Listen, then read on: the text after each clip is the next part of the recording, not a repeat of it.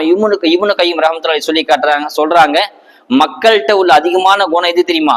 மக்கள்கிட்ட இந்த காலத்து மக்கள்ல விட்ட அதிகமான குணம் எதுன்னு சொன்னா பன்றியின் குணத்தை மாதிரி அப்படின்னு சொல்றாங்க. ஏன்னு சொன்னா பன்றி இருக்கு இல்லையா, அது நல்லதெல்லாம் விட்டுடும், எங்கெல்லாம் அசிங்க இருக்குதோ தேடி தேடி போய் சாப்பிடும். அந்த மாதிரி மக்கள்கிட்ட நிறைய நல்லது இருக்கும், அதெல்லாம் நம்ம விட்டுடுவோம், அதை கண்டுக்கவே மாட்டோம். ஏதாவது சின்ன தவறு பண்ணா போதும், உடனே அதை வாட்ஸ்அப்ல ஷேர் பண்றது, ஃப்ரெண்ட்ஸ்கிட்ட ஃபோன் பண்ணி சொல்றது, அவனை பத்தி தெரியுமா, அவன் நைட் என்ன பண்ண தெரியுமா, அவன் எப்படிப்பட்ட ஆள் தெரியுமா, அவன் எங்க போனான் தெரியுமா, எப்படி சம்பாதிச்சான் தெரியுமா, அந்த கெட்டதை ஊரு ஃபுல்லா பரப்புது. இதுதான் பன்றியோட குணம் என்பதாக அல்லாமா இப்னு கையும் ரஹ்மத்துல்லாஹி சொல்லி காட்டாங்க. அவன்கிட்ட நல்ல விஷயம் நிறைய இருக்கும், நிறைய தொழுவான், நிறைய ஜகாத்து கொடுத்திருப்பான், தான தர்மம் செஞ்சிருப்பான், நல்ல விஷயத்த சொல்லியிருப்பான், நிறைய பேர் உதவி இருப்பான், அதை நம்ம வெளிப்படுத்தவே மாட்டோம். ஆனா கெட்டது ஒண்ணு பண்ணிட்டான்னு சொன்னா எங்கெல்லாம் டைம் கிடைக்குதோ, எப்பெல்லாம் சான்ஸ் கிடைக்குதோ அதை அப்படியே ஊர் ஃபுல்லா பரப்பி அவனை கெட்ட பேரை, அவனை கெட்ட நாவை முத்திரை கொடுத்து வச்சிருது. இதுதான் அந்த குணம் என்பதாக அல்லாமா இப்னு கையும் ரஹ்மத்துல்லாஹி சொல்லி காட்டுறாங்க. ஆனா அல்லாஹ்வோட குணம் என்ன தெரியுமா? அல்லாஹ் இன்னல்லாஹ சித்திருன், அல்லாஹ் மறைக்க கூடாது. இன்னும் சொல்றான் அல்லாஹ் யுஹிப்பு சித்திர, அவன் மறைக்கிறத விரும்புறான். பாவத்தை அல்லாஹ் மறைக்கிறான், அல்லாஹ் எவ்வளவு பேர் பாவத்தை அல்லாஹ் மறைச்சிருக்கிறான், வெளிப்படுத்தவே கிடையாது. உமர் ரலியல்லாஹு ஆட்சி காலத்துல ஒரு நபரை கொண்டு வர நிறுத்துறாங்க மக்கள். உமரே அமீர் முஃமினீன், இவர் திருடிட்டாரு அப்படின்னு சொன்ன உடனே குற்றம் நிரூபிக்கப்பட்டுச்சு. கையை வெட்டலும், இஸ்லாம் சரி சட்ட பிரகாரம் யார் திருடினாங்களோ அவன் கையை வெட்டலும்.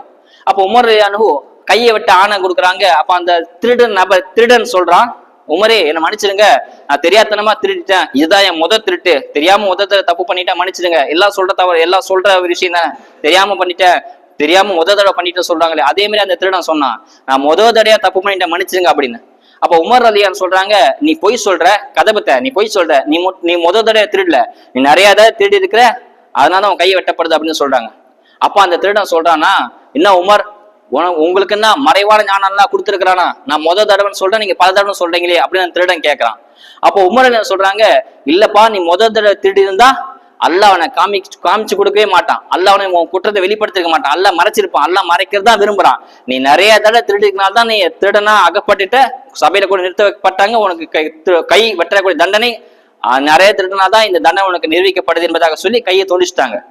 இதை பார்த்துட்டு அந்த கூட்டத்துல இந்த அலி ரலியல்லாஹு கூட்டத்தை ஒருத்தரா இருக்காங்க. இதை பார்த்துட்டு உமர் இப்படி சொல்றாங்களே, இவன் நிறைய தடவை திருடி இருக்கான்னு உமர் சொல்ல, ஆனா இந்த நபர் நான் ஒரு தடவை திருடிக்க சொல்றாரு, இது என்ன அப்படின்னு சொல்லி கேட்கலான்னு சொல்லி அந்த திருடனுடைய கை வெட்டப்பட்டுச்சு. அதுக்கப்புறமா போய் அலி ரலியல்லாஹு வீட்டுல போய் கேட்கறாங்க, ஏன்பா உன் குற்றம் நிரூபிக்கப்பட்டுச்சு, உன் கையை வெட்டிட்டாங்க, அதெல்லாம் முடிஞ்சு போச்சு, இப்ப நான் உங்ககிட்ட தனிப்பட்ட முறையில கேட்கறேன், தனியா கேட்கறேன், யாரும் இல்ல, நான் கேட்கறேன், உண்மையை சொல்லு, நீ தடையா திருடினியா இல்ல ஏற்கனவே நிறைய திருடி இருக்கிறியா அப்படின்னு உமர் அலி ரலியல்லாஹு கேட்கறாங்க. அப்ப அந்த நபர் சொல்றாரா, இல்ல நான் 21 தடவை திருடி